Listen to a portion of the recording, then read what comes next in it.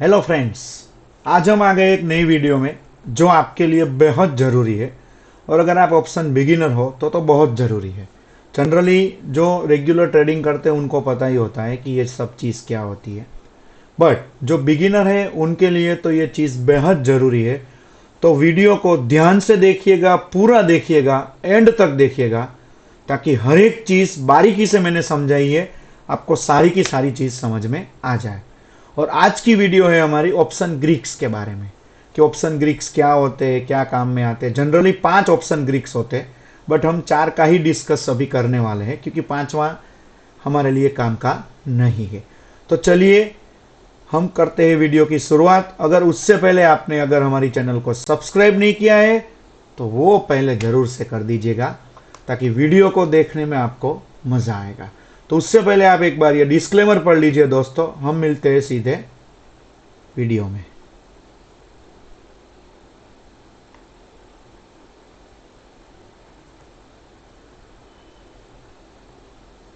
तो चलिए दोस्तों, बात करते हैं ऑप्शन ग्रीक्स। ऑप्शन ग्रीक क्या काम करता है ऑप्शन स्ट्रेटेजी में, ऑप्शन ट्रेडिंग में ऑप्शन ग्रीक का क्या इंपॉर्टेंस होता है। तो हम पूरा का पूरा जो बिगिनर ट्रेडर है उनके लिए सारा का सारा गाइड लेके आए हैं कि रिस्क एंड सेंसिटिविटी को समझेंगे, प्रैक्टिकल एग्जांपल देखेंगे, एप्लीकेशन देखेंगे। उसमें सिंपल एक्सप्लेनेशन है, जो बहुत खतरनाक कंसेप्ट है ये, तो उसको हम देखेंगे। ठीक है, ऑप्शन ग्रीक्स क्या होता है। सबसे पहले option Greeks are mathematical measures that help us understand how an option price will change when different factors change. कि भाई अलग अलग फैक्टर जो चेंज होते हैं दोस्तों, ऑप्शन की प्राइस कैसे चेंज होती है। हम देखते हैं ना, 2 का 200 हो गया, 200 का 5 हो गया, तो वैसे हमें देखना है। एक तरीके से ये थर्मोमीटर है कि जो भी चीज़ें मार्केट कंडीशन को मेजर करती है, जो भी सेंसिटिविटी है डिफरेंट कंडीशन को मेजर करती है। रिस्क गेज क्या होता है कि भाई वो दिखाता है कि कितना रिस्क इसमें इन्वॉल्व है। तो नेविगेशन टूल से ही है, तो हमें गाइड करता है ट्रेडिंग डिसीजन लेने में। रियल वर्ल्ड एनालॉजी मैंने नीचे लिखी हुई है, just like a cars dashboard, कि वो हमें स्पीड शो करता है, फ्यूल लेवल शो करता है, टेम्परेचर शो करता है। वैसे ही option Greek shows different aspect of your options health. तो चलिए शुरू करते हैं वापस।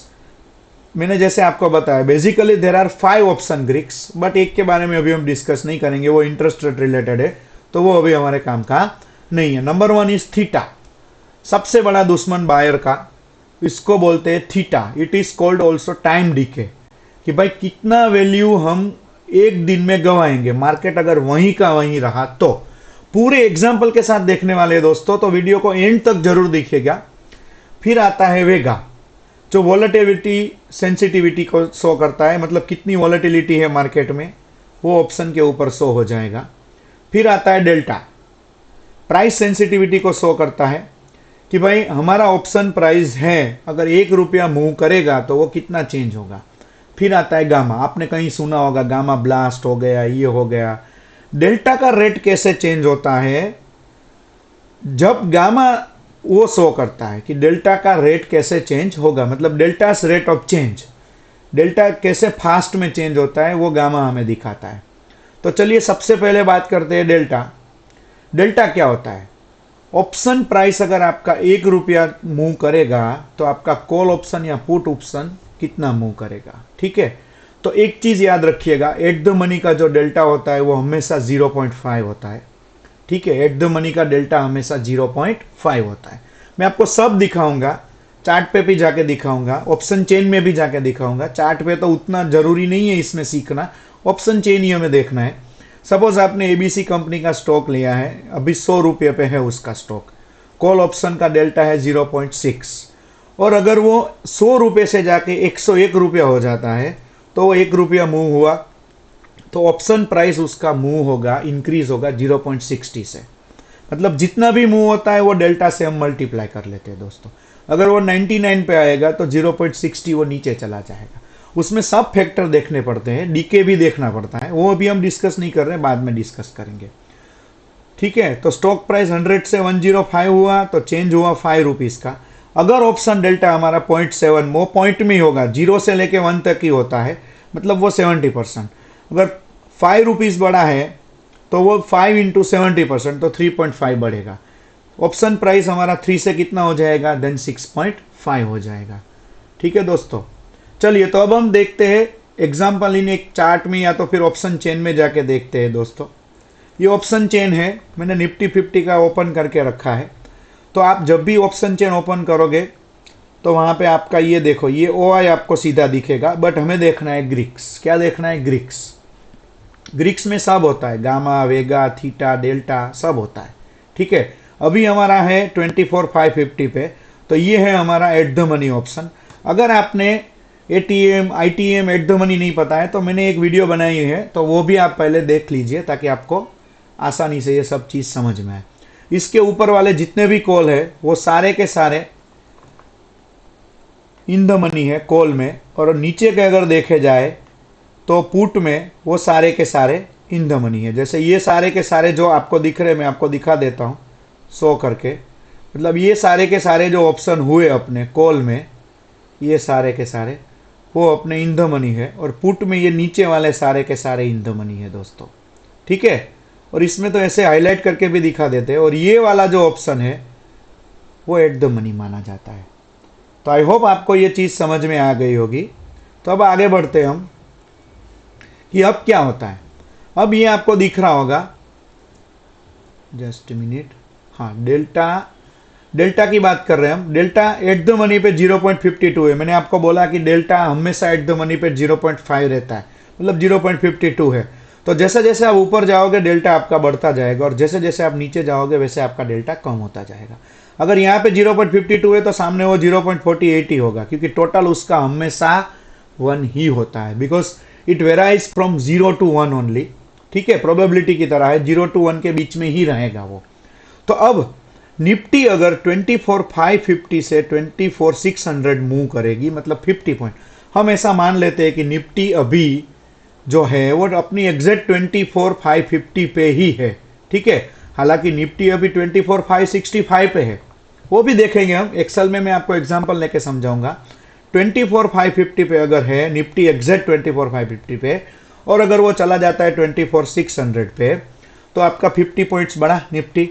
और वो आपका कितना बढ़ेगा, आपका एट द मनी का ऑप्शन अभी 153 रुपीज पे चल रहा है, तो वो आपका बढ़ेगा 50 इंटू 0.52, मतलब आप अप्रोक्स 0.5 पकड़ लीजिए, तो वो आपका 25 रुपीज बढ़ेगा, तो वो हो जाएगा 175 के आसपास। फिर जैसे जैसे वो बढ़ता जाएगा वैसे वैसे डेल्टा उसका इंक्रीज होता जाएगा, तो उसके हिसाब से मूवमेंट आएगा। अगर धीरे धीरे बढ़ रहा है तो थीटा भी अपना रोल दिखाएगा, वो भी हम आगे समझ रहे हैं।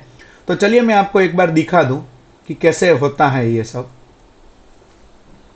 ठीक है, तो ये बात कर रहे हैं हम डेल्टा। एटीएम पे 0.5 है, आईटीएम पे ऊपर होता है, और ओटीएम पे वो डाउन होता है। आई होप आपको ये सब समझ में आ रहा है। जैसे अभी अपना निफ्टी है 24,565, ठीक है, और अपना 24,550 का कॉल ऑप्शन था 153 पे, तो अपना निफ्टी अब हो जाता है 24,650। ठीक है, तो इसका चेंज देखिए आप कितना हुआ, इसमें 85 पॉइंट्स का चेंज आया है। तो अब हमारा जो है निफ्टी कितना, मतलब अपना जो कॉल का प्रीमियम है वो कितना बढ़ सकता है।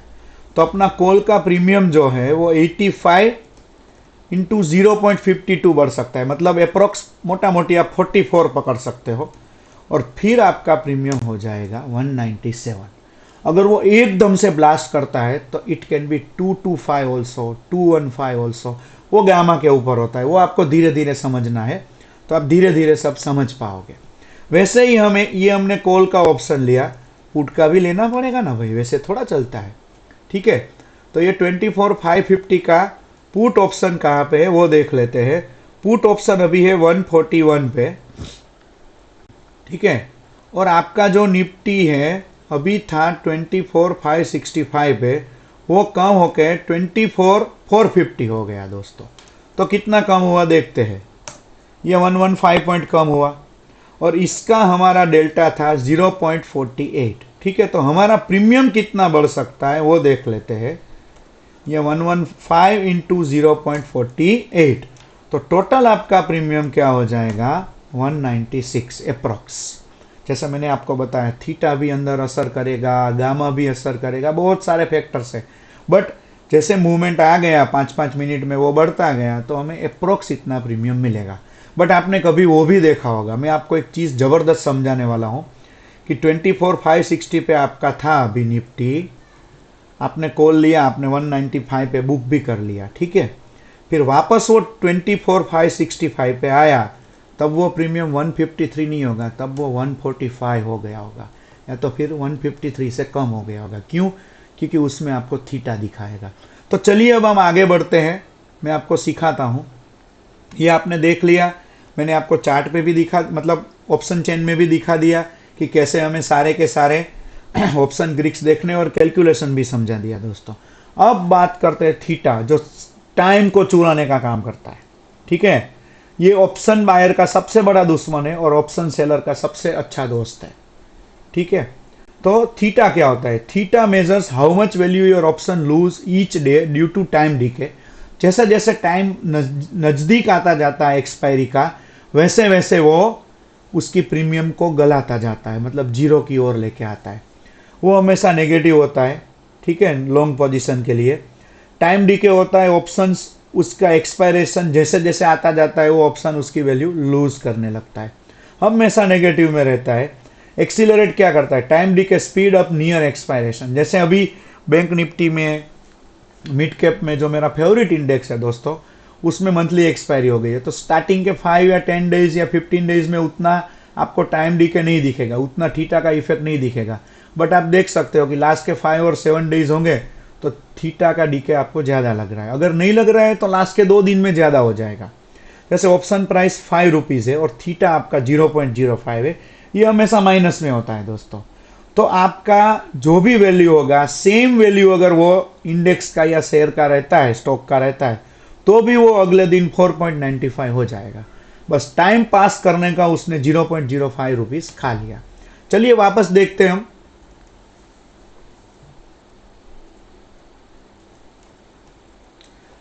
ठीक है, तो ये है अपना थीटा। ये देखिए 24,550 का ही हम एग्जांपल लेंगे क्योंकि अभी वही है। ये वीडियो में लास्ट वीक में मैंने बनाया है, तो अभी ये वीक में तो मार्केट जो भी होगा वो आप उसके हिसाब से देख सकते हो। 24,550 पे अभी अपना थीटा है 12.25, ठीक है। तो चलिए हम एक्सेल में चलते हैं। 24,550, ये साइड सी होगा, ये साइड पी होगा, ठीक है। मार्केट अगर कहीं पे भी नहीं जाता है, सी का प्रीमियम अपना था 153 और पी का प्रीमियम था अपना 141। अगर मार्केट पूरे दिन इधर उधर करके वहीं पे आता है, वहीं पे आ जाता है वापस, तो भी हमने देखा था कितना था 12.25, तो भी आपका 12.25 जो प्रीमियम है वो ऑटोमेटिकली कम हो जाएगा दोस्तों। समझ में आया होगा आपको, आई होप आपको अच्छी तरीके से समझ में आ रहा है। नहीं समझ में आता है तो कमेंट कीजिए, मैं आपके डाउट्स पर्सनली सॉल्व करूंगा। और मैंने अपना मेल आईडी पे डाला है, आप मुझे मेल भी कर सकते हो, ठीक है। 24,550 पे ही रहता है मार्केट, वहीं पे 24,600 गया, 500 गया, बट बंद कहाँ पे हुआ? 550 पे हुआ, तो भी हमारा प्रीमियम नेक्स्ट डे का इतना कम हो जाएगा। मतलब ऑन एन एवरेज 12 रुपीज हमारा प्रीमियम अभी कम होगा ही होगा। ये चीज हमें दिखाता है थीटा, ठीक है। तो ये थीटा का काम होता है, जो समय को चुराता है उसके लिए वो प्रीमियम भी चुरा लेता है दोस्तों। तो आपको ये समझ में आ गया होगा, आपके लिए ये चीज क्लियर होगी। आई होप आपको ये अच्छी तरीके से समझ में आ रहा है, ठीक है। तो चलिए अब हम आगे बढ़ते हैं। अगर नहीं समझ में आ रहा है तो वीडियो को दोबारा देखिएगा और एंड तक तो जरूर देखिएगा दोस्तों।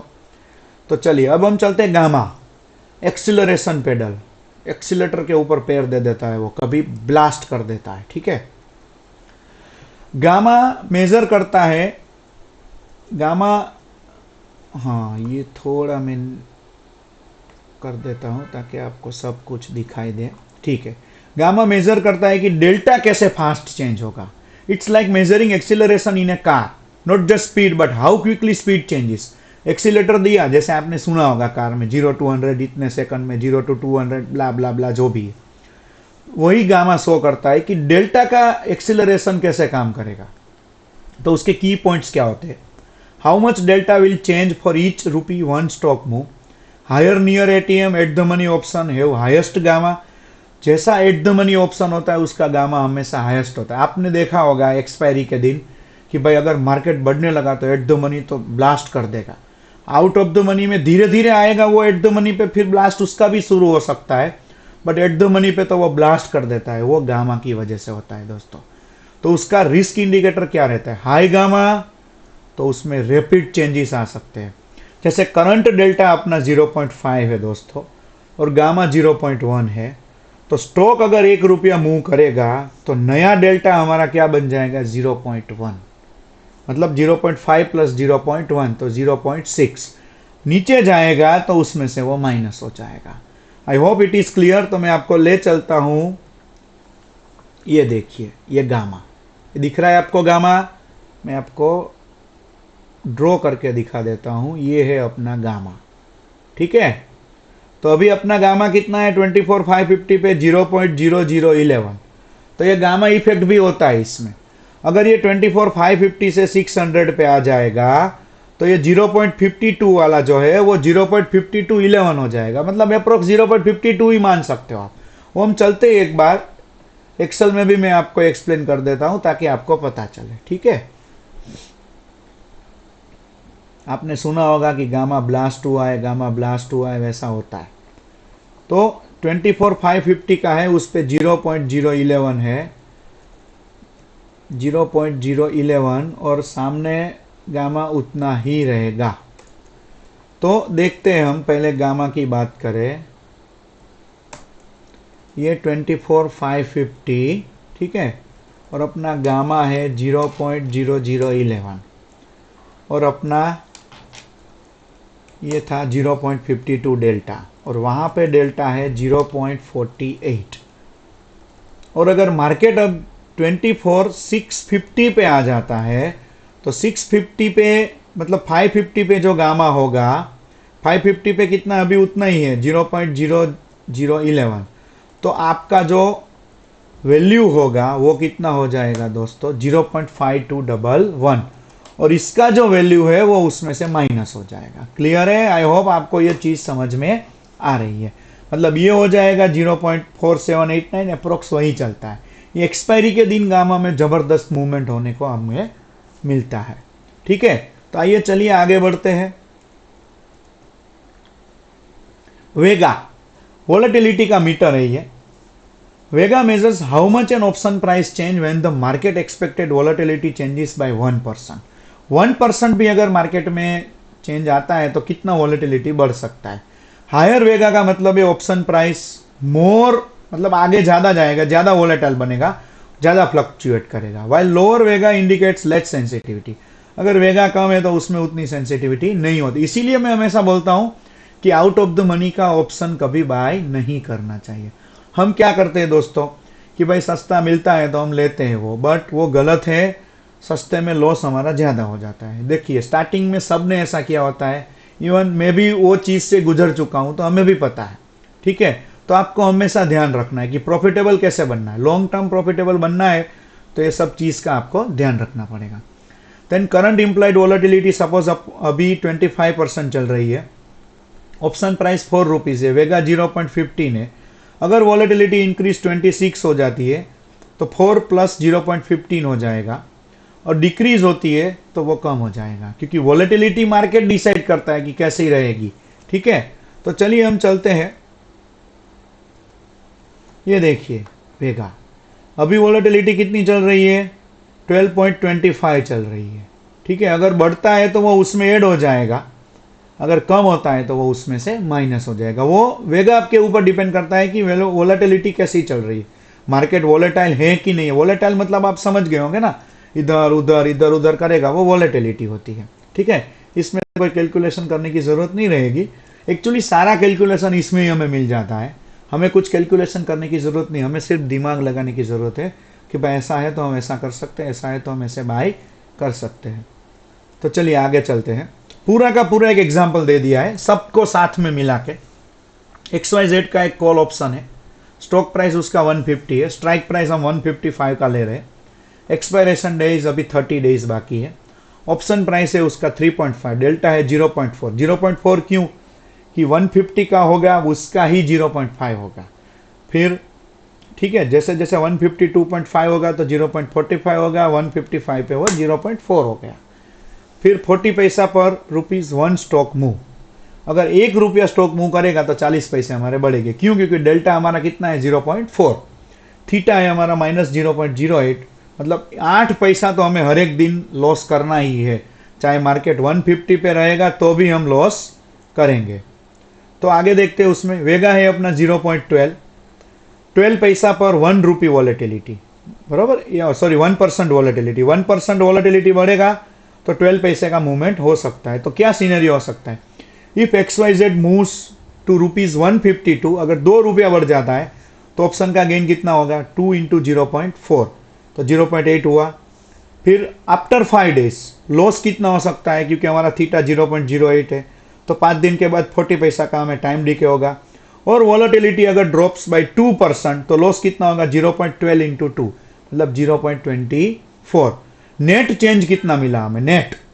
नेट चेंज कितना मिला हमें? अगर मार्केट 152 पे है तो 0.80 हमें मिला है, उसमें 0.40 माइनस होगा और 0.24 माइनस होगा, तो नेट हमें कितना मिलेगा?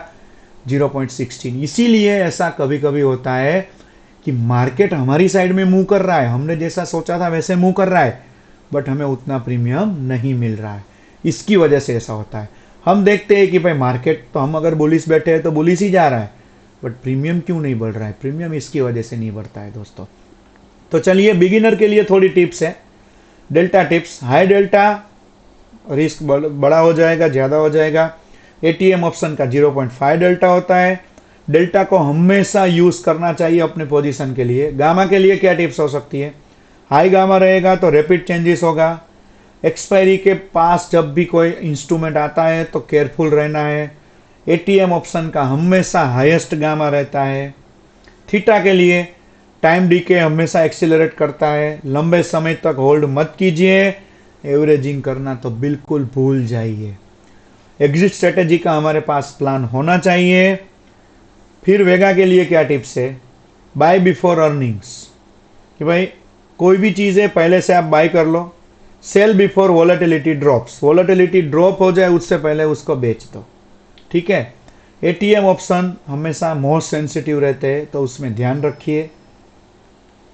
फिर ये सारी चीज़ हमें इग्नोर करनी चाहिए। टाइम डीके को हम इग्नोर करते हैं, मिस्टेक नंबर 1 है हमारी। तो उसका सॉल्यूशन क्या है? थीटा चेक कीजिए, आपको आपका डेली लॉस पता चल जाएगा। दूसरी मिस्टेक क्या है? बाइंग हाई वेगा बिफोर वॉलेटिलिटी ड्रॉप, तो उसको वॉलेटिलिटी टिपिकली फॉल्स, मतलब वो सब सीखना चाहिए कि कैसे किया जाता है, कि पहले जितना है वो हम बाय कर ले, फिर ड्रॉप होने से पहले उसको सेल कर दे। डेल्टा का रिस्क समझ में नहीं आता है तो high delta is equal to high exposure to stock movement. जितना ज़्यादा डेल्टा होता है उतना हाई एक्सपोजर। इसीलिए डीप इन द मनी हम लोग बाय करते हैं या तो फिर सेल करते हैं। डीप इन द मनी जाओ मतलब अप्रोक्स आप फ्यूचर को ही बाय कर रहे हो या सेल कर रहे हो, वैसा होता है। गामा को इग्नोर करते एक्सपायरी के आजू बाजू, तो वो गलती बिल्कुल नहीं करनी है आपको। एटीएम ऑप्शन जो होता है एक्सपायरेशन के, मतलब near expiration can change rapidly, वो गामा कभी भी कुछ भी चेंज कर देता है, तो वो आपको हमेशा ध्यान में रखना है। आप यहाँ से क्या लेके जाने वाले हो, याद रखना ये चीज़। ग्रीक मेजर करता है अलग अलग रिस्क को, साथ में काम करता है, अलग कभी काम नहीं करता है वो।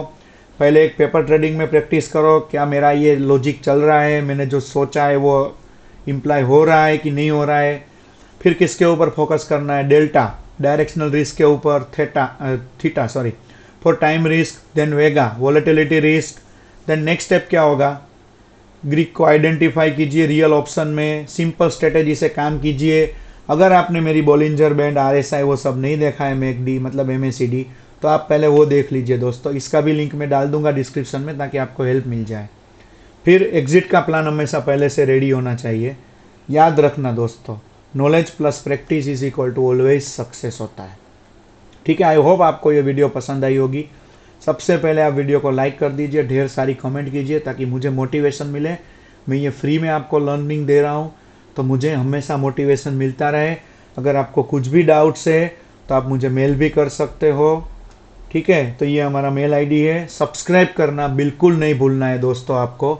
अगर आप सब्सक्राइब नहीं करोगे तो हम लोगों को मोटिवेशन कैसे मिलेगा दोस्तों, और मोटिवेशन नहीं मिलता है तो फिर वीडियो बनाने का मज़ा नहीं है। ठीक है, तो चलिए मिलते हैं नेक्स्ट वीडियो में। जय हिंद।